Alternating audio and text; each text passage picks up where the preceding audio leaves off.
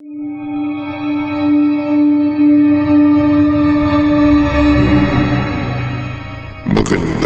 gabi, kaibigan.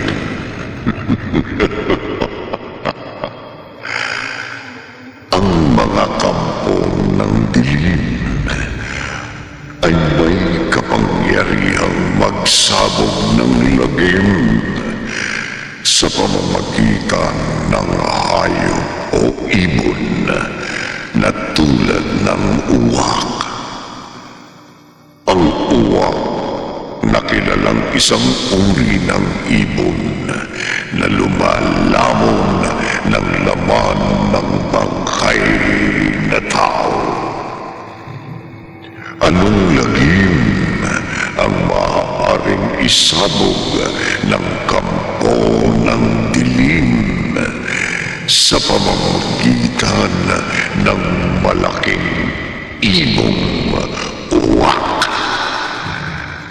Narito ang unang bahagi ng makapangilisang balahibong kwentong tampok sa linggong ito na pinamagatang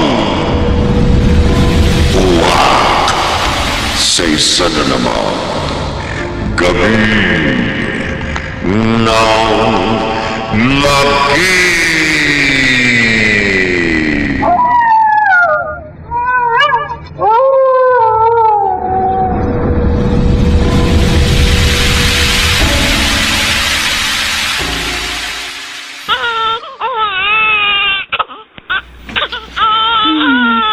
Tahan na, baby. Tahan na.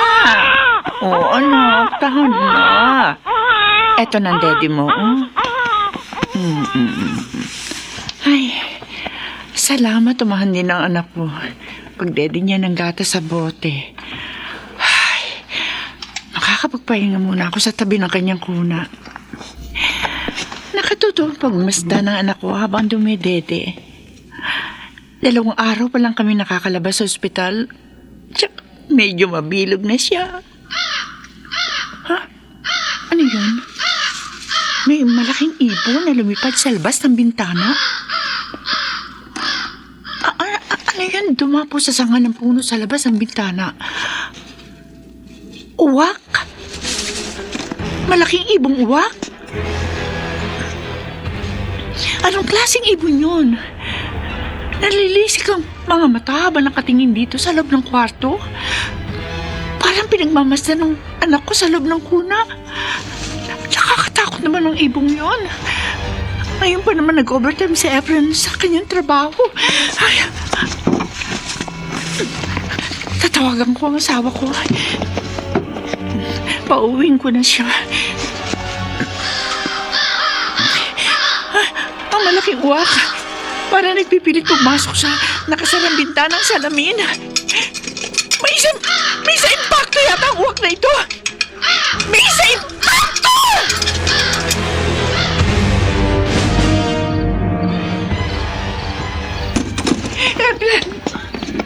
Efren, mabuti dumating ka na. Napilitan ako mag-undertime sa trabaho kasi pinauwi mo kaagad ako. Kung hindi ka pa dumating, baka namatay na ako sa takot. Oh, huwag kang umiyak. Baka magising yung anak natin na karga mo. Ikaw na nga muna magkarga sa baby. Okay. Baka mabitiwan ko sa takot ko. Oh, Hanggang ngayon, nanginginig pa rin ako sa takot eh. ano ba kasing kinatatakutan mo? Sabi ko na nga sa'yo nang tawagan kita, may isang malaking uwak na nagpipilit pumasok sa loob ng ating kwarto. Mabuti na lang, nakasara yung bintana ng salamin. Kumalma ka lang. Huwag ka matakot. Baka makasama sa'yo. Kapapanganak mo pa lang. Pero kanina lang ako nakakita ng ganong kalaking uwak na parang may sa impacto. Namapasigaw ako sa takot. Dumapo yun sa sanga ng puno. Tumitig sa akin. Nanilisik ang mga mata. Tingnan ko nga. Halika doon sa kwarto. Tingnan mo sa sanga ng puno sa labas ng bintana. Wala naman ako nakikitang uwak na nakadapo ah. Ha? Pero kanina, narinig yung malaking uwak. Hindi naman kaya guni-guni mo lang? Hindi Efren, totoo may malaking uwak kanina na parang nagpipilit pumasok sa kwarto natin. Totoo yun. Bakit naman magkakaroon ng malaking uwak dito sa kwarto natin? At bakit magpipilit yung pumasok? Bakit?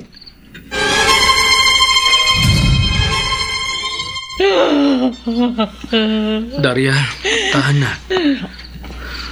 Ay, tagal natin naghintay na magkaroon ng anak, Manong. Bakit nangisilang ko siya sa ospital? Wala na siyang buhay. Daria, Hindi ko matatanggap na patay na ang anak ko. Hindi ko matatanggap. Tata Pepe, Ay, anong maipaglilingkod ko sa iyo, mister? ako si Efren. Efren Mesa. Taga kabilang barangay. Efren.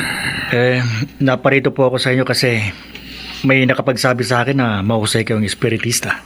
May mga natulungan na nga rin ako sa inyong barangay. Mayroon po sana akong isasangguni sa inyo. Tungkol saan? Kamakalawa ko kasi ng gabi. Oo. Natakot ang asawa ko. Bagong panganak siya. Kasi may isa raw hong malaking ibon na nagpupumilit pumasok sa bintana ng Anong aming ibon bahay. yun? Anong ibon? Uwak. Uwak? Opo. Malaking ibong uwak? Opo. Aha. Tata Pepe, bakit parang natigilan kayo? Dahil ang ibong uwak ay isang klase ng ibon na Tata Pepe? na posibleng gamitin ng isang kampo ng dilim sa pagsasabog ng lagim.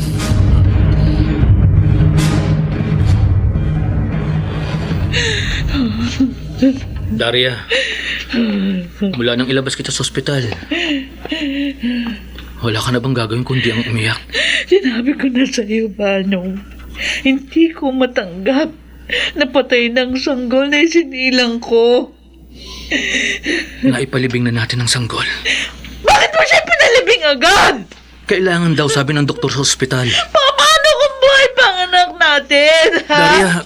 Kung alam ko lang na mamamatay ang anak ko, sana hindi na ako nagpabuntis. Sana hindi na ako nanganak.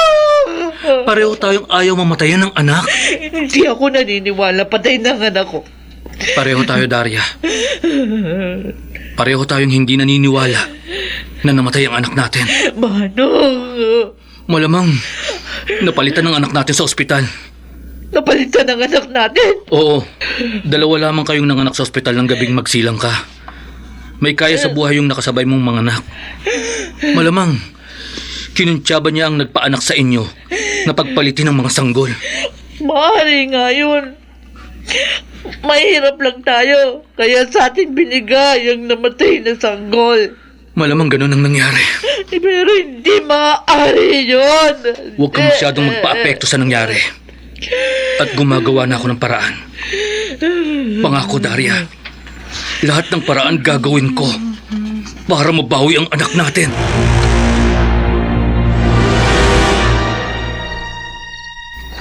Ineng!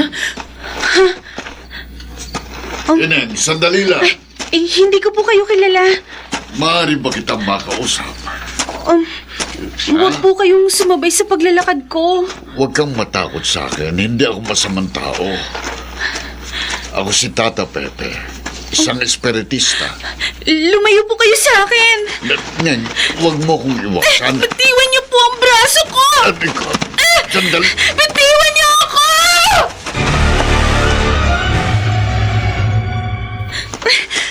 Ami, bakit ka humahangos? Mang Banong, may tinakbuhan po akong matandang lalaki. Matandang lalaki.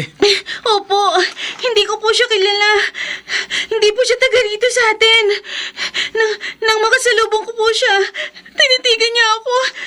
Sinundan niya po ako. At anong ginawa niya sa'yo? Hinawakan po niya ako sa braso kaya natakot ako sa kanya. Baka ang matandang yon gaya ng napabalita rito sa lugar natin na nagmumulestya ng mga dalagang gaya mo. Uy, kaya nga po natakot ako sa kanya eh. Huwag kang matakot, Ami. Kahit magkalugar lang tayo, kapag may gumawa ng masama sa'yo, ipagtatanggol kita. Paano niyo po ako may pagtatanggol eh? Maliit na lalaki lang po kayo at payat pa. Ami, huwag mo akong minosin. Anong malay mo? Baka meron akong kapangyarihang itim.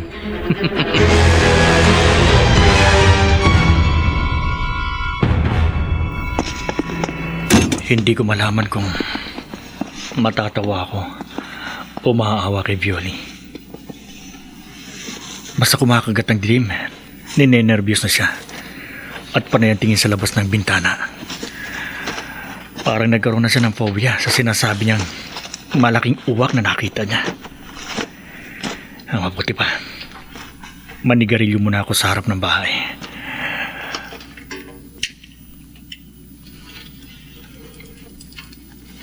Oh, ano yung lumilipad sa itaas?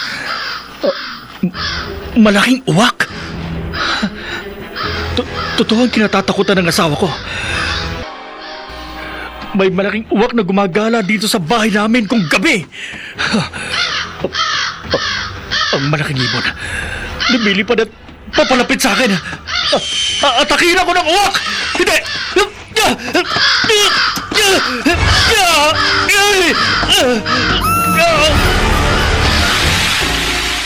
Ano, Efren? Inatake ka kagabi ng isang malaking ibong uwak? Oo, Tata Pepe. Kaya dumaan muna ako dito sa inyo bago ako umuwi. Kaya pala may mga galos ka sa mukha. Sa pag-ilaw ko ito sa kuko ng malaking uwak na umatake sa akin. Pagkagaling mo sa akin nung isang araw, nagsagawa na ako ng ritual at orasyon. At sa pamagitan ng suot kong medalyon, naramdaman ko na totoo ang kutob ko. Kutob? Ang malaking uwak na nakita ng asawa mo ay sumusunod sa utos ng isang kampo ng dilim. Kampo ng dilim? Oo.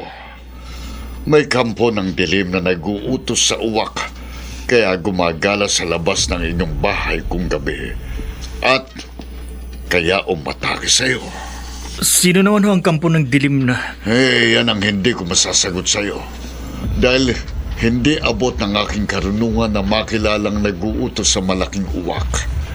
Baka may idea ka kung sino siya. Wala ho akong maisip kung sino ang kampo ng dilim na maaaring nag-uutos sa isang ibon na mamirisyo sa pamilya ko. Makikilala rin natin siya. Tata Pepe, lumayo po ang uwak matapos akong atakihin. Pero baka magbalik siya. Kaya paghahandaan ko ang kanyang pagbabalik. Paghahandaan mo? Oo. Bibili ako ng baril.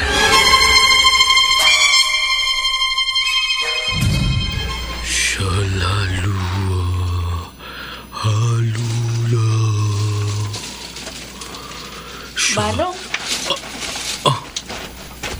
Anong ginagawa mo rito sa likod bahay? Daria, akala ko nakatulog ka na. Nagising ako. Iinom sana ako ng tubig. Nakita ko nakaload ka rito.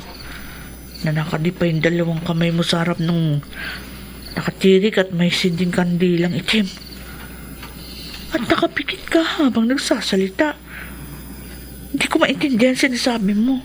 Daria, may natutuhan akong karunungang itim. Sa isa kong kaibigan na yumaon na nung bago pa tayo naging mag-asawa. Karunungang itim? Oo. Kahit matagal ko nang natutuhan yon, hindi ko yon ginamit ni minsan man. Pero ang ginawang pagnanakaw ng ibang tao sa anak natin, hindi ko yun maaaring palampasin. Paano? May malaking ibong uwak na lumilipad sa itaas. Huwag kang matakot.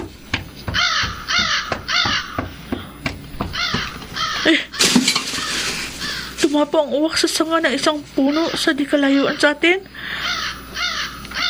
Parang nakatitig sa atin, ha? Daria. Bakit ka? Napangisi. Ang malaking ibong uwak, siya ang tutulong sa atin. Ha? Upang mabawi natin ang anak natin.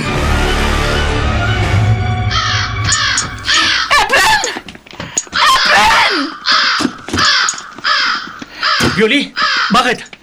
Yung malaking ibong uwak. Nasa labas ang nakasalang bintana sa salamin. Ha? Parang nagpipilit pumasok dito sa kwarto. Nagbalik na naman ang alipin ng kampo ng dilim? Alipin ang kampo ng dilim? Oo, Violi. Yan ang tiniyak sa akin ng nilapitan kong matandang espiritista. May kampo ng dilim na nag-uutos sa malaking uwak na yan para mamirwisyo sa atin. Dumabo yung uwak sa sanga ng puno sa labas ng bintana. Ako bahala sa kanya. Sino man ang kampo ng dilim na nag-uutos sa uwak na ito, hindi magtatagumpay ang masamang intensyon niya sa atin. Efren! Ani mo yung baril! Ito ang gagamitin ko para itaboy ang malaking ibon. Efren! Ayan. Nabuksan ko ng bintana. Aasintahin ko ng uwak. Atakihin kaya tanamay sa impact ng ibon! Bago ako makanti ng malaking uwak na yan, papuputukan ko siya!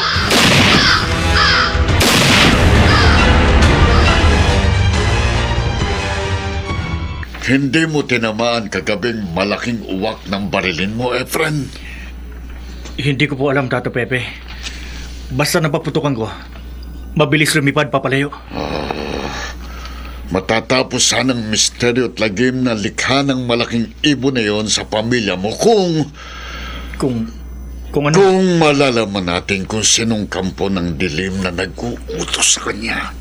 Iyan po ang dahilan kaya nagbalik ako dito sa inyo. Tata Pepe, may paraan po ba para malaman natin kung sino nag-uutos sa malaking ibon na yon? Na perwisyo yan ng pamilya ko? May alam akong makakatulong sa atin para malaman natin. Sino? Isang dalagita na may ESP. Dalagitang may ESP?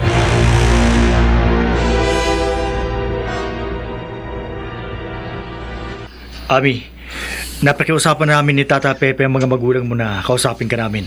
Sana mapakiusapan ka namin. Sana matulungan mo kami. Wala po akong maitutulong sa inyo. Meron, Ami. Ipinagtanong namin ni Efren itong tinitiran mo at naparito kami dahil nung minsang nagkasalubong tayo at nagkatitigan, naramdaman ko na meron kang ESP. Meron kang kakayahang makaalam ng mga misteryo. Hindi po. Hindi ako maaaring magkamali. Ami, Oh, ang sabi sa amin ni Tata Pepe, kapag nakipagtulungan ka sa amin, magagamit mo daw ang kakayahan mo para malaman kung sinong kampo ng dilim na nag-uutos sa isang malaking uwak na perwisyo yan ng pamilya ko. Hindi po totoo yan. Ami, Pasensya na po. Wala po akong ESP. Wala po akong maitutulong sa inyo. Wala po.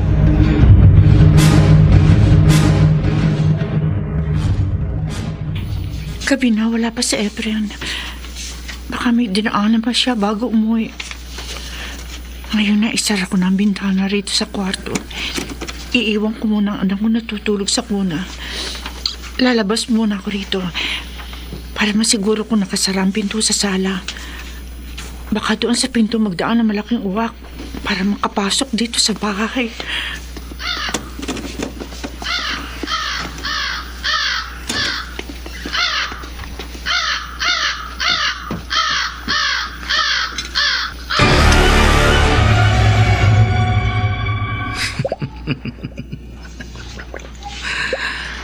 Napapangisi ka na naman, Manong. Daria, sa pamamagitan ng kapangyarihan ko, nakikita ko sa kumukulong tubig ang resulta ng utos ko sa malaking uwak. Sa paulit-ulit yung pagbundol sa bintanang salamin, unti-unti niyang nabuksan ang bintana ng kwarto. Bula at usok lang yung nakikita ko sa kumukulong tubig. Malapit na, Daria. Malapit nang masunod ng malaking ibon ang utos ko. Malapit nang mabalik sa atin ang sanggol na niyakaw sa atin sa ospital. Malapit na nating mabawi ang ating anak.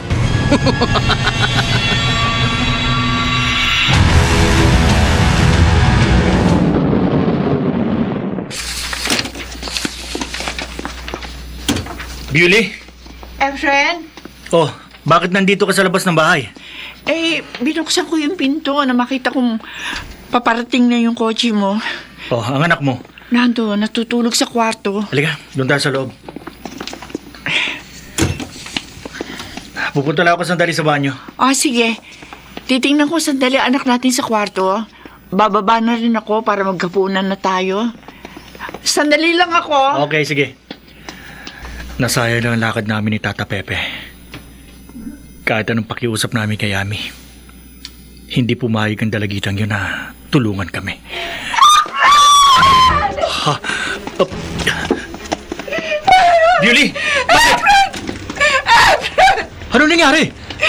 Pag-akyat ko sa kwarto, nakabukas yung bintana. Wala na sa kuha ang ating anak. Ano? Pagdungo ko sa bintana, nakita ko sa labas ang ating anak. Tangay-tangay naman lang ang uwak na lumipad papalayo. Hindi. Hindi na ako ang ating anak.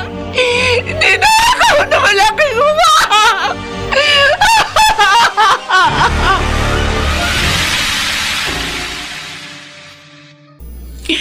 Efren, ang anak natin. Hindi natin alam kung saan dinala ng uwak na yun ang anak natin. Hanapin natin ang ating anak. Saan natin nahanapin? Madilim sa labas. Mahirap natin matunto ng pinuntahan ng malaking ibon. Paano? Hayaan na lang ba nating mawala ng tuluyan sa atin ang anak mo? Lalakad ako. Sasama ako. Dito ka na lang sa bahay. Pero saan ka pupunta? Sa tao makakatulong sa atin para mabawi ang ating anak.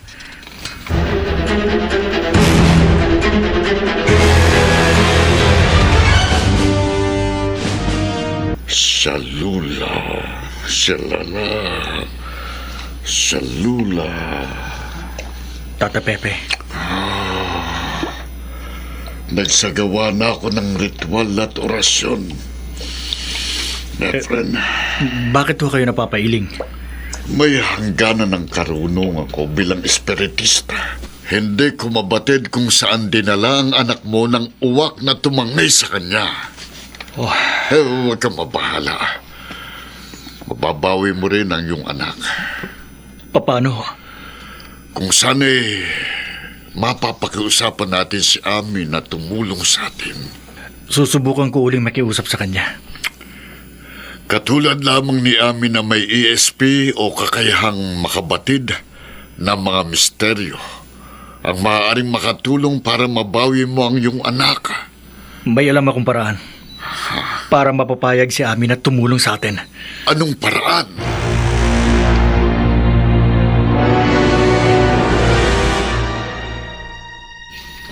Maliwanag ang utos ko sa malaking uwak. Na sa lugar na ito niya dadalhin ang sanggol na ipinakuha ko sa kanya. Ang sanggol na nakita ko sa kumukulong tubig na natangay niya. Ayun. Ayun na ang malaking ibon. Tangay-tangay ang sanggol.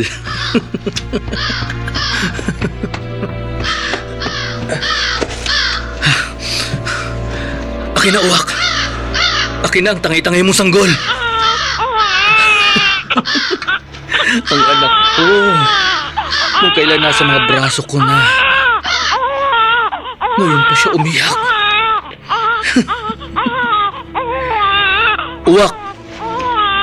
Nasunod mo na ang utos ko. Maghintay ka na lang sa susunod kong ipag-uutos sa'yo. Magbalik ka na sa iyong pugad. Ano? Si Daria. Sigurado matutuwa siya. Ano? Daria! Narito ako! May narinig akong iyak ng sanggol. Sino? Ha? Saan galing ang sanggol na karga mo? Siya ang anak natin. Anak natin? Oo. Nabawi na natin ang anak mo. Ang anak ko! Akin na! Akin na! Akin ang anak ko!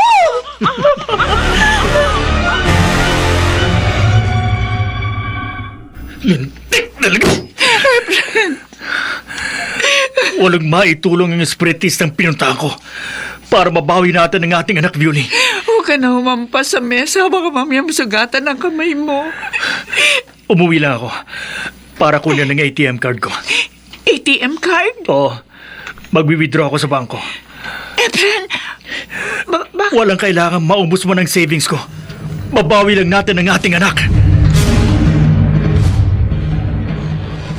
Ami, eto, malaking halaga ito. Mang Efren, Mahirap lang pamilya nyo. Malaki may tutulong ito para sa mga pangangailangan ninyo. Hindi po. Hindi ko po matatanggap yan. Dadagdagan ko pa.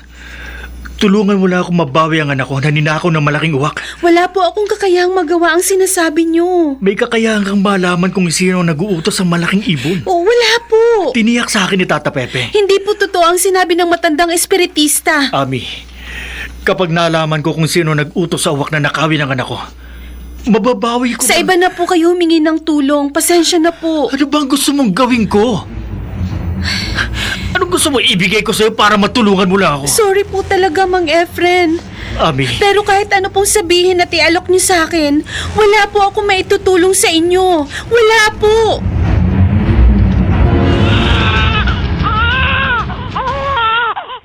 Oo, tahan na, anak ha.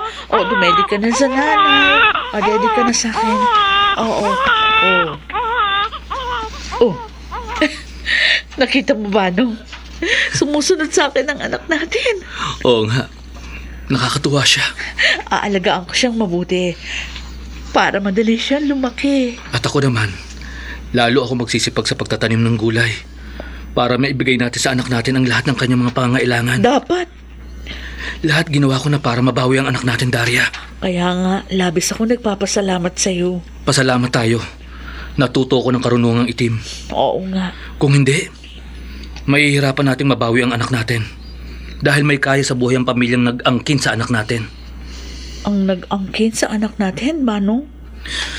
Huwag na natin siyang intindihin. Paano kung gumawa siya ng paraan para mabawi ang bata? Sisiguruhin ko na wala nang sino mang makakakuha sa anak natin. Daria, maiwan muna kita rito sa bahay. Lalakad muna ako. Saan ka pupunta? Kailangan ko magsagawa ng ritual at orasyon. Ritual at orasyon? Oo, sa likod bahay. Ay, para ano pa? Nabawi na natin ang ating anak. Gagamitin ko ang aking karunungang itim para ang sino mang magtangkang mang-agaw sa anak natin ay mabigo at mamatay.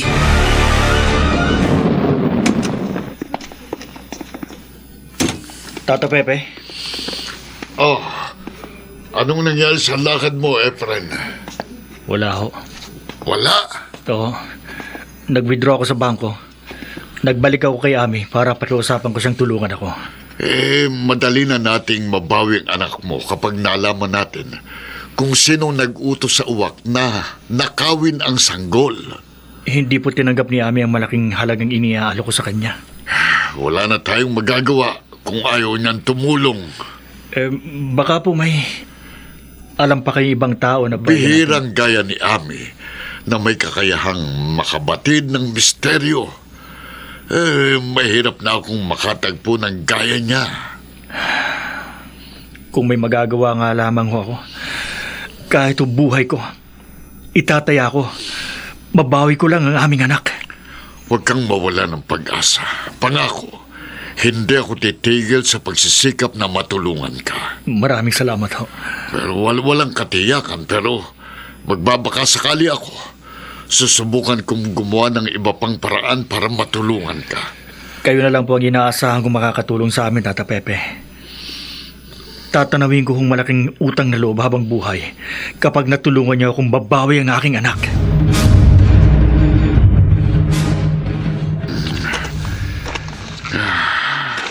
Ngayong naihanda ko na ang lahat para sa sasagwa kong ritual dito sa likod bahay.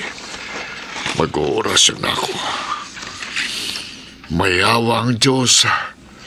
Mababatid ko rin kung sinong nag-uutos sa uwak na nagnakaw sa anak ni na Efren. At mababawi rin namin ang sanggol. Lamuro. Haluhara. Lira. May malaking uwak na lumilipad sa itaas. Atakihin ako ng uwak. Malapit na siya. Ilag ako. Kung hindi ako mabilis na nakailag, nahagip na ako ng tuka ng uwak na yun na napakalaki at ang mga kuko niya. Ito na naman. Ang malaking ibon, lumilipad uli pa-atake sa akin. Eto na siya. Aray ko!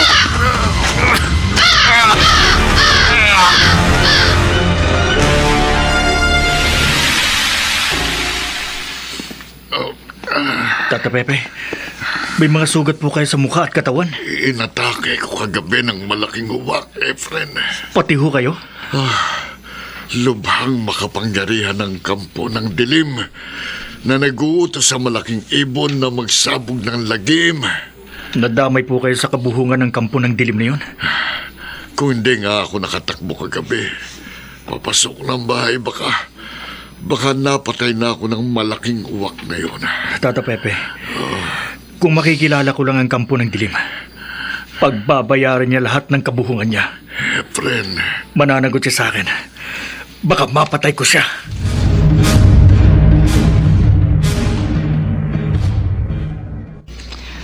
Ami, Aling... Bioli. Bioli ang pangalan ko. Asawa ni Efren. Aling Ami, Violi. nagpasama na ako kay Efren dito sa inyo para makausap ka. Ayon sa asawa ko, nasa iyo na lang ang pag-asa namin mabawi ang aming anak. Nasa iyo na lang. Aling Violi. Matagal namin pinagdasal ng asawa ko na magkaroon kami ng anak kami. Kaya na magbuntis ako, tuwang-tuwa kami. Lalo pa nang isilang ko ng aming anak. Pero nang tangayin na malaking uwakan sanggol, dahil ko pa minagsaka ng langit at lupa. Dahil ko pa ang namatayan. Hindi ako makakain. Hindi ako makatulog. Hindi ko mapigilan. Araw-gabi ako umiiyak. Alamin sa pag-aalala ko sa aking anak. Ami! Ay, Aling Violi, wag po kayong lumuhod sa harap ko. Nakikiusap ako sa iyo, Ami. Nagmamakaawa. Kung isa ka rin ina, maintindihan mo ang damdamin ko. Mamatamisin ko bang mamatay? Kaysa tuluyan na mawala sa akin ang anak ko. Mamatamisin ko bang mamatay? Aling Violi. Tumayo na po kayo. Tutulungan ko na po kayo. Ami! Ami! Opo. Gagawin ko po ang magagawa ko para mabawi ang anak niyo na tinangay ng malaking uwak.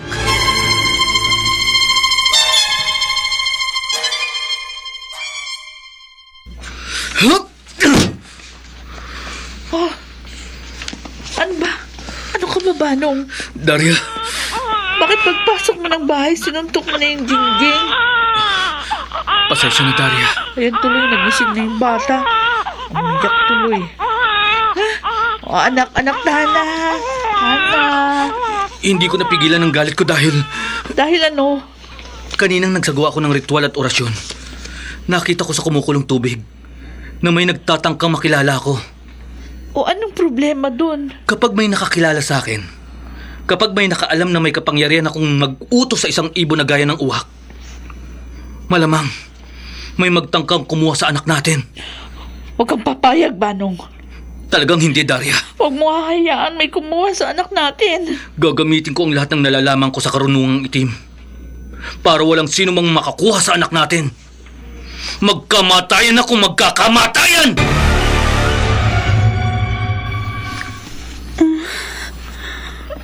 Ami, Tata Pepe. Tata Pepe, parang nahihirapan po si Ami. Mang Efren, matapos po akong magkonsentrasyon, may nabuo pong imahe sa isip ko. Imahe po ng taong nag-utos sa uwak na tangayin ng anak niyo.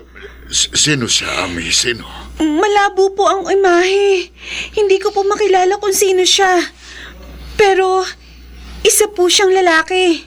Lalaki? Opo, isa pong lalaki ang nag-utos sa uwak na magnakaw sa inyong anak. Dapat makilala kung sino siya. Kahit hindi ko po siya makilala, Tata Pepe, maaari ko pong tuntunin kung nasan siya. Kung nasaan ang taong nag-utos sa uwak, maaaring naroon ang aking anak. Malamang, Efren. Puntahan na ho natin siya. Ang nakikita ko po sa isip ko, nasa liblib na lugar ang taong yun. Kahit nasa impyerno pa siya, pupuntahan ko siya para bawiin ang aking anak. Efren, matanda na ako. May diferensya pang mga paa ko. Hindi ko na kayang maglakad ng malayo, ha? Ami, masasamahan mo ba ako? Sige po, Mang Efren. Sasamahan ko po kayo. Lulubusin ko na po ang tulong sa inyo para mabawi niyo ang inyong anak.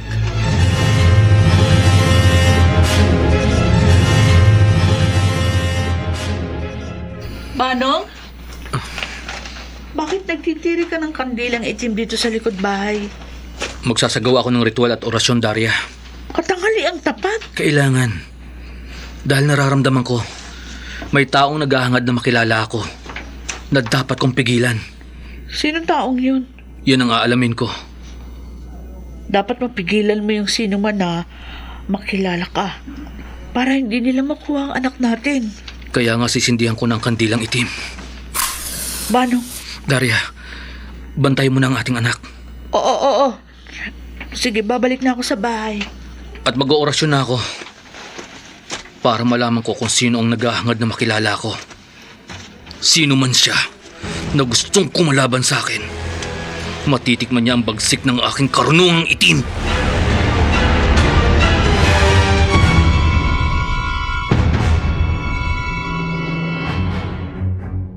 Ami, madawag na itong lugar na pinuntahan natin.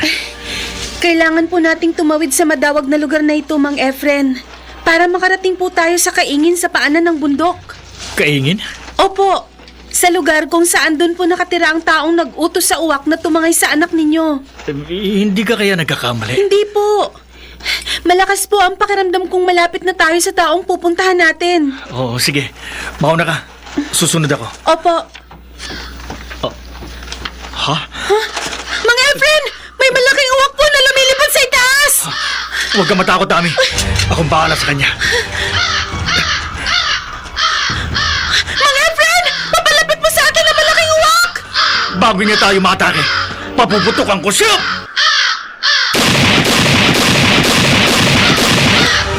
Ay, lumipad po palayo ang uwak. Sisiguruhin kong mapapatay ko siya. Ha? Mang Efren, Ubusan ako ng bala. papasugod po sa inyo ang malaking ibon. Hindi. Atakihin uli ako ng uwak. Hindi.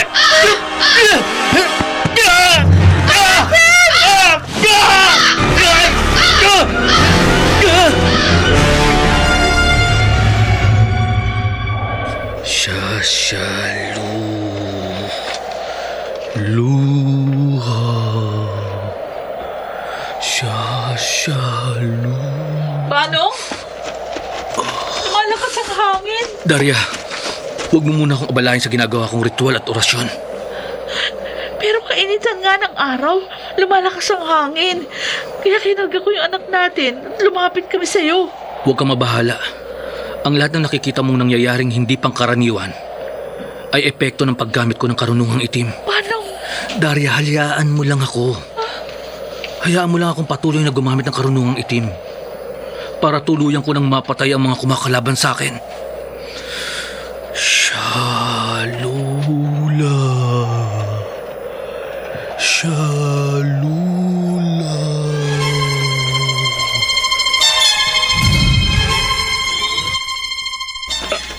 Mang Efren, ang dami niyo pong sugat sa braso.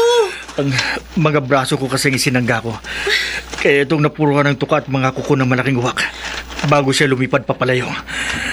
Ay, Mang Efren, nagbalik na naman po ang malaking ibon. Wala nang balang baril ko. Sugatan na ako. Ami, wala ka bang magagawang paraan para labanan ng malaking uwak? Susubukan ko po. Magko-concentrate po ako para mapigilan ang pag-atake sa atin ng uwak. Abi! Aatakihin ka ng malaking uwak! Abi!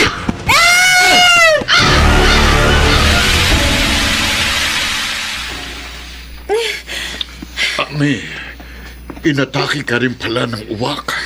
Pareho kaming inatake ng malaking ibon, Tata Pepe. Tinantanan lang po kami ng uwak nang lumayo kami ni Mang Efren sa kaingin. Napakabangis ng malaking ibon. Maaaring nakatulong din po ang ginawa kong konsentrasyon kaya nilubayan tayo ng pag-atake ng uwak, Mang Efren. Nag-concentrate kayo. Ikaw, Ami. Opo, Tata Pepe. Kasi nga po, matapos muntik nang mapatay ng uwak si Mang Efren, ako naman po ang isinunod niyang atakihin. At nakita ko pong parang natigilin siya habang nagko-concentrate ako. Tinantanan niya kami ni Mang Efren. Kung ganon, paligay ko hindi na kailangan na makilala natin kung sinong kampo ng dilim na nag-uutos sa uwak na magsabog ng lagim. Tata Pepe, Sapat ng kakayahan ni Ami para mabawi mong yung anak, Efren. Tata Pepe, Ami, tuturuan kita ng dapat mong gawin at tutulungan kita. Magkatulong nating lalabanan ang kapangyarihan ng kampo ng dilim na nag-uutos sa uwak na magsabog ng lagim. Lalabanan natin siya ng kapangyarihan sa kapangyarihan.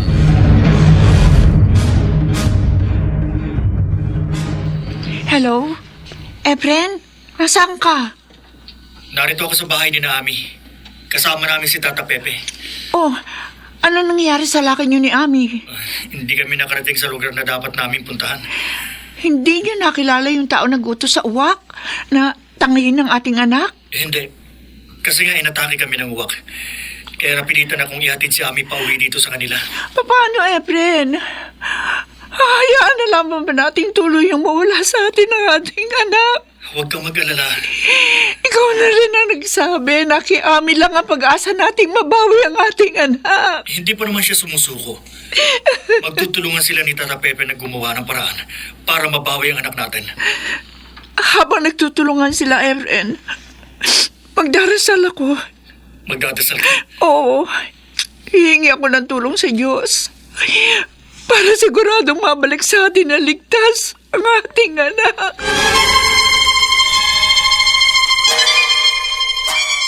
Daria, matapos kong magsagawa ng ritual at orasyon, nakikita ko sa kumukulong tubig. Nakikita ko kung sino mga taong kumakalaban sa aking karunungang itim. At nagbabalak na makuha ang ating anak. Huwag kang padadaig sa kanila, Banong. Talagang hindi. Kaya pupunta ako sa ibabaw ng burol. Sa burol? Oo. Doon ako magsasagawa ng ritual at orasyon para magamit ko ang ultimatum ng aking kapangyarihang itim laban sa mga kumakalaban sa akin. Sige, gawin mong nararapat. Huwag lamang makuha ng kahit sinong ating anak. Gamitin mo ang iyong karunungang itim. Pumatay ka kung kailangan. Pumatay ka na pumatay!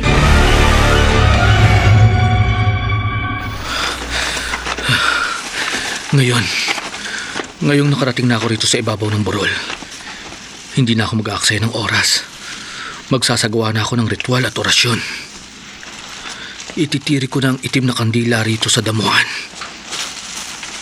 Sisindihan ko na ang kandila.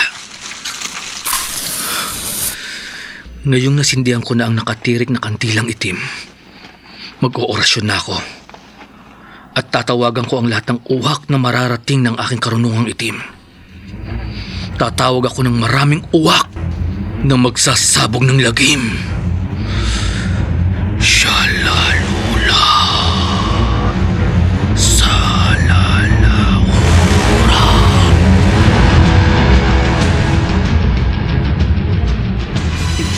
Diyos ko, batid ko po na may mga nagawa akong kasalanan. Marami po akong mga naging pagkukulang sa inyo. Bihira po ako magsimba. Bihira po ako magdasal. Kaya humihingi po ako ng tawad sa inyo. Patawad po, Panginoon. Kasunod po ng paghingi ko ng tawad, nakikiusap po ako. Nagmamakaawa. Huwag mo po sanang itulot na tuloy ang mawala sa amin ni Efren ang aming anak. Sana po makagawa ng paraan ng asawa ko at ang mga hininga niya ng tulong para mabawi ang anak ko. Tulungan mo po kami, Panginoon. Tulungan mo po kami.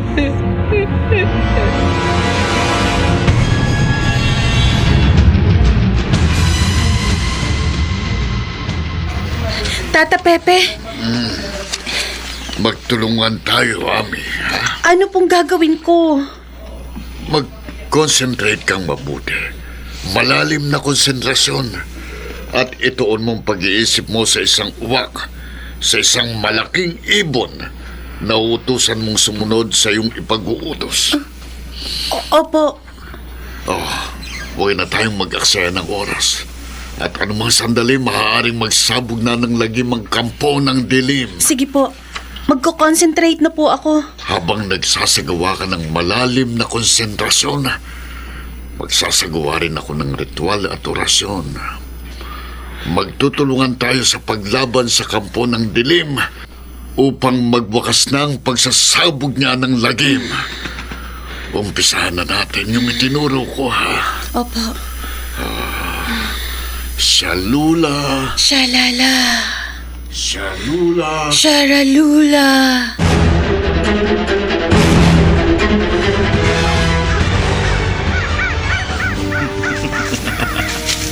Matapos ako magsagawa ng ultimatum na ritual at orasyon, isa-isang dumadating ang mga uwak na narating ng aking karunungang itim. Napakarami nila!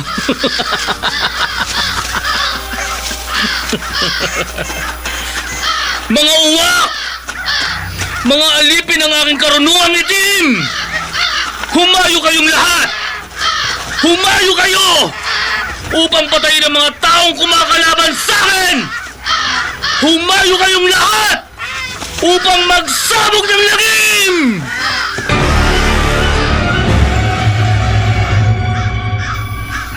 Tata Pepe, Nakapagsagawa na kami ni Amin ang nararapat namin gawin. Nakapag-orasyon na po ako. Tapos na rin kami mag-ritual at orasyon. napakarami pong malalaking uwak na dumating at nagliliparan sa labas. Nagpipilit na makapasok dito sa loob ng bahay. Panatilihin nating nakasarang mga pinto't bintana ng bahay.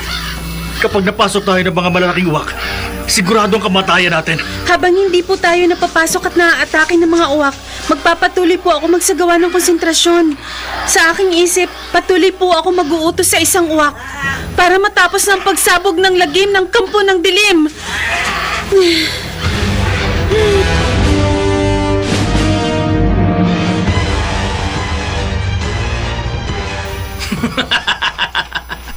Nagliparan na palayo ang mga uwak.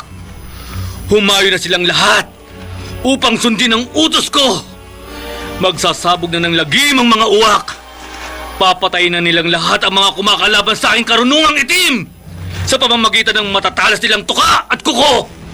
Ng malalaking uwak, mamamatay ang lahat ng aking mga kalaban! May isang malaking uwak na nagbalik! Atakin ako ng malaking uwak! Nawalan ako ng panimbang! Mahuhulog ako sa bakit!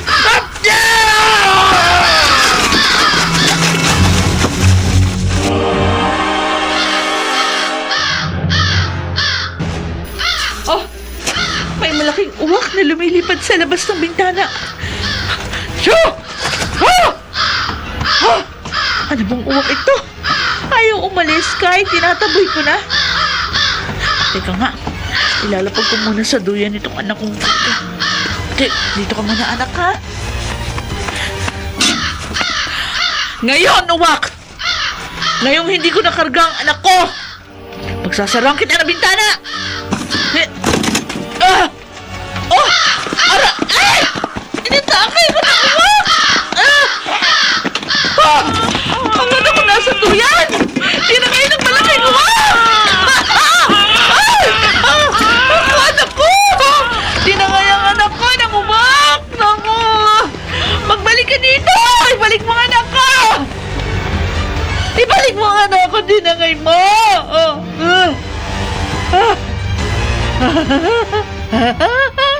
Tinangay ng uwak ang anak ko! Kasi maglalaro sila. Pupunta sila sa langit. Sama ako! Sama ako, uwak! Sama ako sa inyo ng anak ko! Sama ako!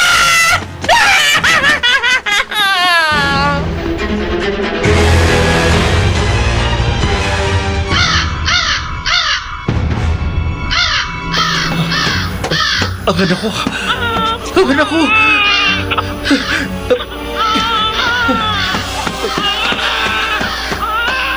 Akin ang anak ko! Ibinigay na sa akin ang uwak. Tana, anak. Tana. Karga ka na ng daddy. Matapos mong makuha ang anak mo, Efren, lumipad na pala yung malaking uwak na may tangay sa kanya. Ganun po ang iniutos ko sa uwak, Tata Pepe. Matapos po niyang makuha ang sanggol at may sauli kay Mang Efren, lumayo na po siya. Nangyari po ang malalim na konsentrasyon ko sa aking isip. Gaya po ng iniutos niyo sa akin. Ganon din ang inaasahan ko matapos akong magsagawa ng ritual at konsentrasyon, Ami. Tata Pepe, nagbunga po ang pagtutulungan niyo ni Ami at ang pagdarasal ni Violi. Oo. Oo, Efren. Ang sabay-sabay na paglipad papalayo kanina na napakaraming uwak na muntik nang umatake sa atin. At ang pagsasauli ng isang uwak sa anak mo, hiya'y palatandaan lamang na nagwakas na ang pagkakalat ng lagim ng kampo ng dilim sa pamagitan ng uwak.